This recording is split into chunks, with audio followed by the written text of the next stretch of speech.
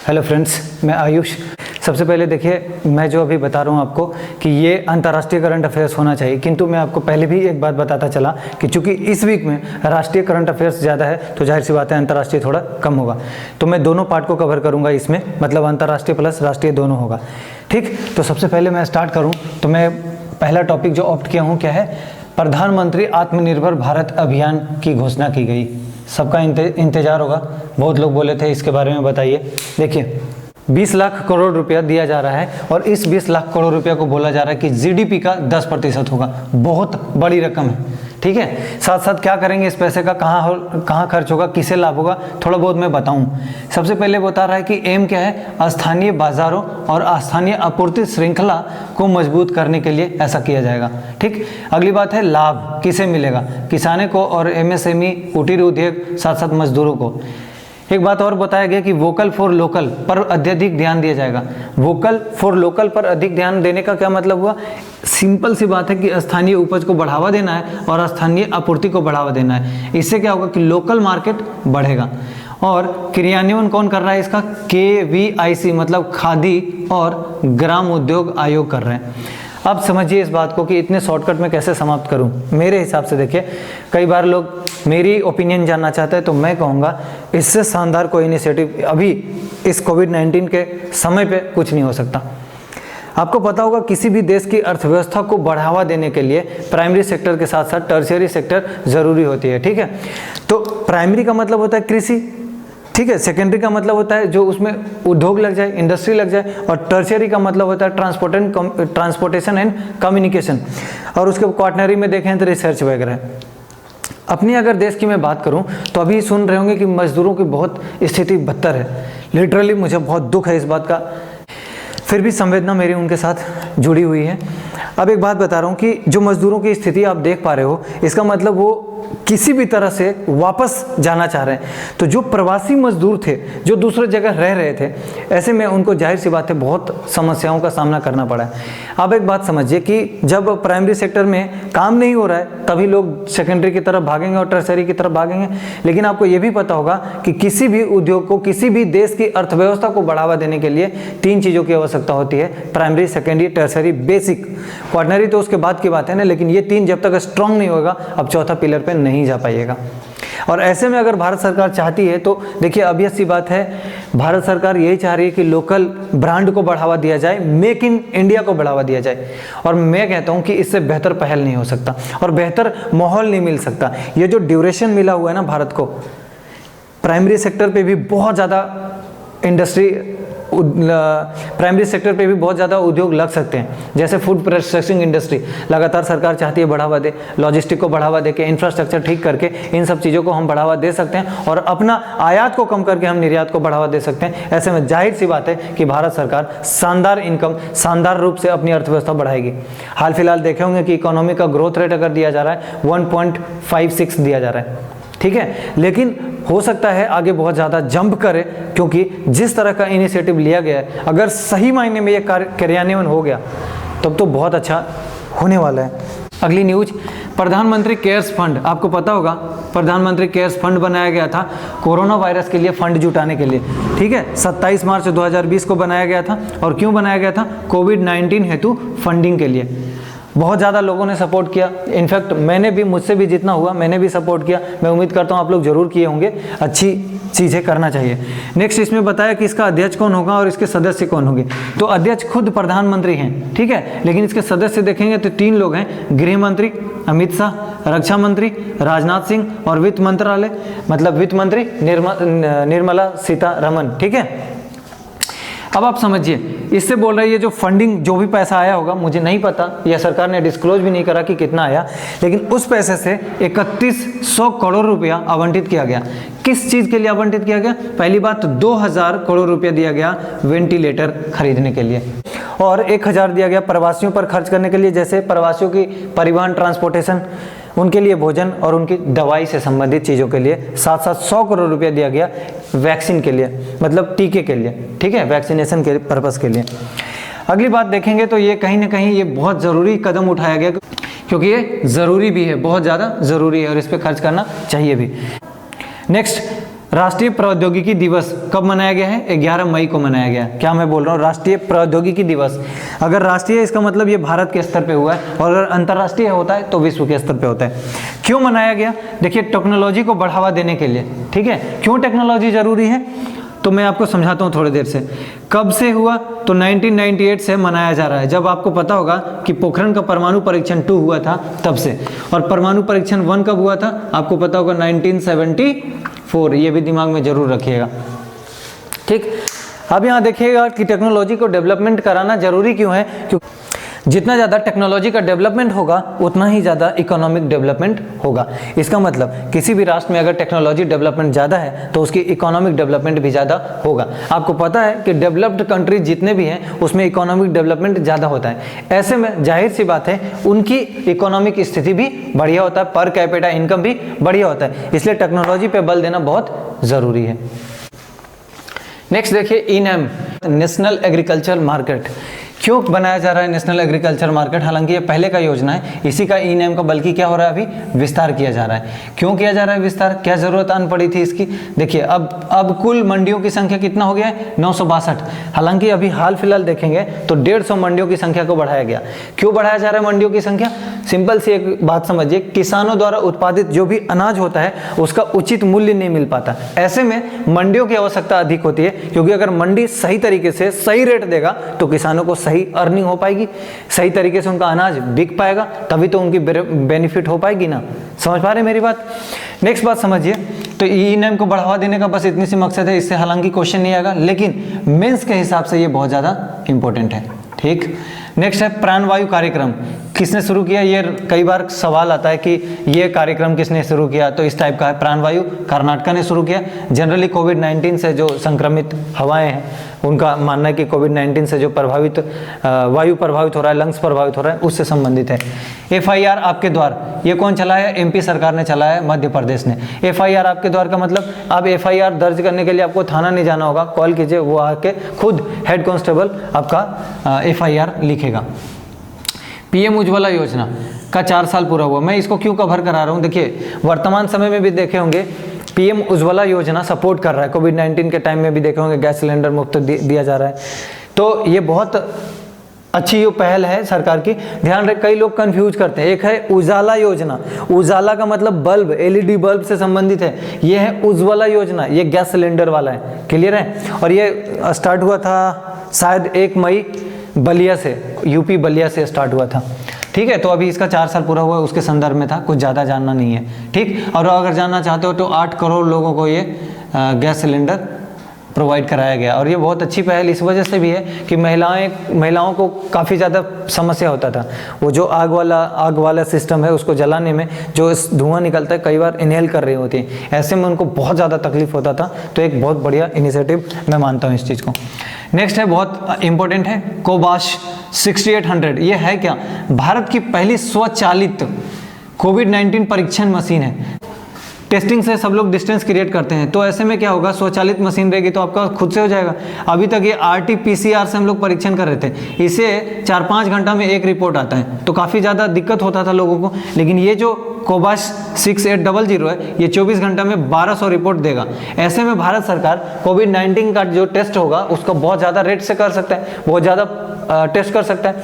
जैसा कि आप देखे होंगे, अमेरिका सबसे ज़्यादा टेस्ट करने के लिए जाना जाता है, सबसे तेज़ी से टेस्ट करने के लिए जाना जाता है। निकल रहे थे लोग, पेशेंट बढ़िया है, लेकिन उन्होंने चेक तो करा, चेक करने से पता चलेगा एक्चुअल डेटा क्या है। नेक्स्ट देखिएगा, champion portal by MSME start किया गया है। तो चैंपियन पोर्टल कौन सा मंत्रालय है?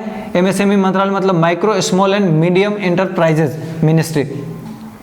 क्यों किया गया? तो ये बोल रहे हैं कि सूक्ष्म, लघु और मध्यम उद्योगों को बढ़ावा दिया जाएगा, साथ साथ आधुनिक उपकरण बनाने पर बल दिया जाएगा, ठीक है। चैंपियन का मतलब इन्होंने एक बताया कि creation and harmonious application of modern processes, ठीक है।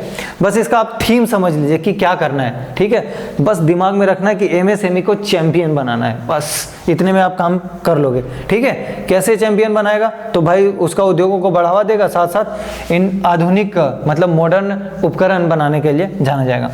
नेक्स्ट छोटा सा एक और है, जल जीवन मिशन। देखिए, जल जीवन मिशन में बोल रहा है कि हर घर को शुद्ध नल से जल की प्राप्ति हो। ऐसे में भारत सरकार ने कहा था कि हम 2024 तक पूरे भारत में शुद्ध जल नल से देंगे। लेकिन हरियाणा और जम्मू कश्मीर कहती है कि मैं तो 2022 तक शुद्ध जल प्रोवाइड करवा दूंगा। तो ये हरियाणा और जम्मू कश्मीर के चलते न्यूज़ में आया फिलहाल। हालांकि ये बजट में चर्चा किया गया था कि 2024 तक सबको शुद्ध जल दिया जाएगा। कई बार एग्जाम में इस तरह से क्वेश्चन बना लेते हैं कि जल जीवन मिशन के तहत भारत सरकार कब तक प्रत्येक गाँव या घरों में शुद्ध जल प्रोवाइड करवाएंगे। तो आंसर दीजिएगा आंसर दीजिएगा 2024। लेकिन अगर हरियाणा जम्मू कश्मीर के लिए पूछे तो आप बता दीजिएगा 2022। नेक्स्ट, महाराष्ट्र विधानमंडल। इसको आपको थोड़ा सा समझना होगा, ये थोड़ा टिपिकल है लेकिन समझ जाइएगा। विधानमंडल का मतलब होता है विधानसभा भी और विधान परिषद भी। तो आपको बताया था पिछली वाली जब करंट अफेयर्स पढ़ रहे थे पिछले सप्ताह में, तो आपको बताता चला था कि विधान परिषद का चुनाव होने वाला है यहाँ। ठीक, सबसे पहले आप यहाँ देखेंगे महाराष्ट्र में जो सीएम है मिस्टर उद्धव ठाकरे, ये बिना विधानसभा चुनाव जीते सीएम बन गए, क्योंकि विधानसभा में बहुमत दल का नेता चुने गए, और अगर बहुमत दल का नेता चुना जाता है तो राज्यपाल उसकी नियुक्ति कर देते हैं। ऐसे में जब अगर विधानमंडल का सदस्य नहीं होता है तो बोला जाता है कि 6 माह के अंदर अंदर विधानमंडल की सदस्यता लेनी होगी, वरना इस्तीफा देना पड़ेगा। तो फिर उसको सदस्यता लेने के लिए दूसरा दरवाजा क्या दिख रहा है आपको? दूसरा दरवाजा एक ही बचता है क्या? दूसरा दरवाजा क्या बचता है उनके पास? विधान परिषद। इसी वजह से विधान परिषद में चुनाव है, और चुनाव की प्रक्रिया को मैं समझाना चाहता हूँ। कैसे होता है? 1/3 स्थानीय निकाय द्वारा चुनाव होता है, 1/3 सदस्यों का, 1/3 सदस्यों का राज्य विधानमंडल सदस्य द्वारा होता है, साथ साथ 1/6 राज्यपाल के द्वारा, और वहीं 1/12 स्नातक मतदाता द्वारा 3 ईयर पहले जो डिग्री ले चुके हैं वो करेंगे, साथ साथ 1/12 अध्यापक द्वारा, खासे तौर पे जो 3 साल से पढ़ा रहे हैं और माध्यमिक स्कूल में जो पढ़ा रहे हैं वो टीचर की बात नहीं बल्कि उससे ऊपर के टीचरों की बात की जा रही है। ठीक है, मैं समझता हूँ आप समझ पाए होंगे। मेरा मकसद 2 था यहाँ पे, एक तो सीएम का कंट्रोवर्सी समझाना कि अगर ऐसा हो जाता है तो कंडीशन क्या है, दूसरी बात विधान परिषद को कवर करना। नेक्स्ट देखिए, अंतर्राष्ट्रीय नर्स दिवस 12 मई को मनाया जाता है। ठीक है, तो सबसे पहले जो भी माताएं एवं बहनें नर्स हैं, सैल्यूट है उन्हें। इस कोरोना वायरस में मैंने जिस तरह का न्यूज़ लगातार मैंने पढ़ा, जिस तरह का मैंने लगातार न्यूज़ देखा, जो भी नर्स और डॉक्टर हैं और जो पुलिस जिस भी सेवा में इन 3 में से शामिल है और जो भी अन्य कामों में शामिल है, कोरोना योद्धा इन्हें कहा जा रहा है। मैं उनसे इस ओहदा से भी मैं उन्हें ऊपर समझता हूँ। लिटरली आपने देश के लिए बहुत कुछ किया है, तहे दिल से शुक्रिया है मैं और मेरे टीम की तरफ से। सबसे पहले अगली बात देखते हैं, समाज के प्रति नर्सों का योगदान को यह दर्शाता है कि समाज में नर्सों ने कितना योगदान दिया, कैसे योगदान दिया। इसको बताने की ज़रूरत ही नहीं है, क्योंकि आपने इस कोरोना महामारी के दौर में नर्सों का, डॉक्टरों का और सैनिकों का योगदान देखा होगा। अगली बात है कि विश्व नर्सिंग के संस्थापक माना जाता है फ्लोरेंस नाइटिंगेल को। फ्लोरेंस नाइटिंगेल को एक और नाम दिया गया है लेडी विद द लैम्प। ठीक है, इन्होंने क्या किया था कि जब जब युद्ध का स्थिति होता था, खास तौर पे क्रीमिया का युद्ध के बारे में इन्होंने बताया था कि जब जब क्रीमिया का युद्ध हो रहा था, चल रहा था, उसके पहले भी जो युद्ध चल रहा था, उसमें जो घायल सैनिक होते थे उनका उन्होंने देखभाल किया था, उनको घायलों का सेवा किया था। इस वजह से ये, और इसी 12 मई को हमेशा मनाया जाता है, तो मेरे हिसाब से ये इस बार के लिए इम्पोर्टेंट है। अगली बात देखेंगे, ग्लोबल एनर्जी ट्रांसमिशन इंडेक्स कौन निकालता है? Global energy transmission index WEF, that is world economic forum निकालता है। और देखेंगे सर, पहला रैंक मिला है स्वीडन को और दूसरा रैंक मिला है स्विट्जरलैंड को। ठीक है, और भारत का रैंक कितना है? 74 है। टोटल देशों की संख्या कितना है? 115 देश है। इसका मतलब 115 देशों में भारत का 74 रैंक कुछ खास नहीं है, बट ठीक है। नेक्स्ट देखिए, किस आधार पर यह रैंक बनाया जाता है? 3 आयाम को लिया गया है, आर्थिक विकास के आधार पर, साथ साथ ऊर्जा सुरक्षा के आधार पर और पर्यावरणीय स्थिरता के आधार पर। ये 3 आयामों के आधार पर ग्लोबल एनर्जी ट्रांसमिशन इंडेक्स का रैंक निर्धारित करता है वर्ल्ड इकोनॉमिक फोरम। तो कई बार पूछेगा आपसे कौन निकालता है, और कई बार पूछेगा आपसे इसका रैंक क्या है भारत का। कई बार ये पूछेगा कि फर्स्ट रैंक किसका है, कई बार ये पूछ लेगा कि किसके ऊपर ये बेस्ड है, इसका आयाम। तो सारी बातें इंपॉर्टेंट है। अगली बात अगर मैं बात करूं तो कोविड-19 से संक्रमण मेल में ज़्यादा होता है फीमेल के अपेक्षा। क्यों होता है ऐसा, आप समझिए। ये बात सत्य है, क्योंकि बहुत सारे रिसर्च निकल कर आते हैं और वहाँ पे ये बात कही गई है। देखिए, मेल में ACE2 एंजाइम ज़्यादा होता है। ठीक है, तो ACE2 एंजाइम है क्या? एंजियोटेंसिन कन्वर्टिंग एंजाइम 2 है इसका पूरा नाम, ठीक। दूसरी बात देखेंगे, ये करता क्या है, मानव कोशिका को संक्रमित करता है, और अगर एंजाइम ज़्यादा है तो आपकी कोशिकाएं ज़्यादा संक्रमित होगा। इसका मतलब कि जो मेल हैं उनमें ज़्यादा उनकी कोशिकाएं संक्रमित होगा तो वो कोरोना वायरस से ज़्यादा इन्फेक्ट होंगे, यही है और कुछ नहीं है। हालांकि ये क्वेश्चन नहीं आएगा कहीं, बट फिर भी इस एंजाइम के बारे में हो सकता है पूछ लिया जाए, तो बस इस पर दिमाग लगा के रखिएगा। अगली बात, अंतर्राष्ट्रीय प्रकाश दिवस, ये 16 मई को मनाया जाता है दोस्त, बाय यूनेस्को, मतलब यूनेस्को के द्वारा मनाया जाता है। और यूनाइटेड नेशन, इसका फुल फॉर्म बताता चलूँ, united nation educational scientific cultural organisation पूरा नाम होता है। क्यों मनाया जाता है? कला, संस्कृति, विज्ञान और सतत विकास के क्षेत्र में शिक्षा में प्रकाश की भूमिका का जश्न मनाना। इसका मतलब इन सब चीज़ों को बढ़ावा देने के लिए ये कार्यक्रम चलाया जाता है, या इस अंतर्राष्ट्रीय प्रकाश दिवस मनाया जाता है। अगली न्यूज है, वर्ल्ड बैंक ने भारत को $1 बिलियन सामाजिक सुरक्षा पैकेज दिया। तो ये पैकेज खर्च कहाँ होगा? निर्धनों पे खर्च होगा, प्रवासियों पे खर्च होगा, किसानों पे खर्च होगा, और अभी आप देख रहे होंगे के लिए भी दिया जा रहा है, कम से कम 500 का फंडिंग किया जा रहा है। तो 3 महीने तक 1500 रुपया मतलब मिलेगा, 500, तो वो भी इसी पैकेज के तहत दिया जाएगा। एक और बात समझिए कि वर्ल्ड बैंक अगर दे रहा है तो वर्ल्ड बैंक के बारे में आपको जानना पड़ेगा, क्योंकि यहाँ से क्वेश्चन बनता है। कब बना? 1945, जब सेकेंड वर्ल्ड वॉर समाप्त हो रहा होता है, ठीक है। साथ साथ देखेंगे इसका हेडक्वार्टर वाशिंगटन डीसी में है, कई बार ये भी पूछा गया है। और वर्तमान में 189 सदस्य देश हैं, ये भी पूछा गया है। इसका आदर्श वाक्य क्या है? निर्धनता मुक्त विश्व हेतु कार्य करना, ठीक है। तो इस तरह से मैंने इसका सेकेंड पार्ट समाप्त किया, और मैं उम्मीद करता हूँ ज़रूर आप लोग को अच्छा लगा होगा। फिर भी जैसा पार्ट 1 में मैं आपको बताया था अभी कि कोई सुझाव हो तो ज़रूर दीजिएगा, फिर से कह रहा हूँ कोई सुझाव हो तो ज़रूर दीजिएगा। और अगर जो लोग नए जुड़े हैं, मैं फर्स्ट वीक का मई का करंट अफेयर्स पढ़ाया हूँ, जाकर उसे भी आप देख सकते हैं। प्लेलिस्ट में जाइएगा, करंट अफेयर्स का फोल्डर बना होगा, उसमें सारे अपडेट मिल जाएगा आपको। साथ साथ जो लोग नए जुड़े हैं मैं उनको बताता चलूँ, मैं बहुत सारे सब्जेक्ट पढ़ाया हूँ, आप एक बार प्लेलिस्ट चेक करें। उसमें अगर आप देखेंगे पॉलिटी मिलेगा, ज्योग्राफी मिलेगा, केमिस्ट्री मिलेगा, फिजिक्स मिलेगा, करंट अफेयर्स तो चल ही रहा है, साथ साथ एक नया सब्जेक्ट हिस्ट्री पढ़ा रहा हूँ, वो भी मिलेगा। देखिए मैं काफ़ी डिटेल से पढ़ाने की कोशिश लगातार कर रहा हूँ, फिर भी कई लोगों का सुझाव आता है तो मैं उस पर ज़रूर अमल करता हूँ, इसलिए आप लोग का भी सुझाव का मैं इंतज़ार करता रहता हूँ।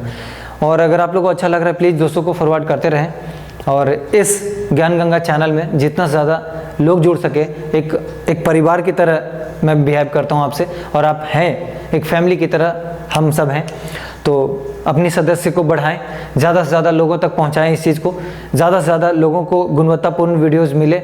और मेरी पूरी कोशिश होती है कि मैं गांव तक पहुंचूं, उन लोगों तक पहुंचूं जो लिटरली इस चीज़ से वंचित हैं, जिन तक रिसोर्सेस नहीं है। जैसे गाँव में बहुत लोग पढ़ना चाहते हैं, बहुत सारे बहनें हैं जो पढ़ना चाहते हैं, बहुत सारी दीदी लोग हैं जो पढ़ना चाहती है, तो यार उनके लिए मैं खड़ा हूँ। बहुत सारे लड़के हैं, बहुत सारे हमारे फ्रेंड्स हैं जो गांव में हैं और वो आगे आना चाहते हैं, मैं तहे दिल से उनका स्वागत करता हूँ। आप एक बार अपना पेन उठाइए, हमारा मार्कर आपके साथ है, हम हमेशा आपके साथ हैं।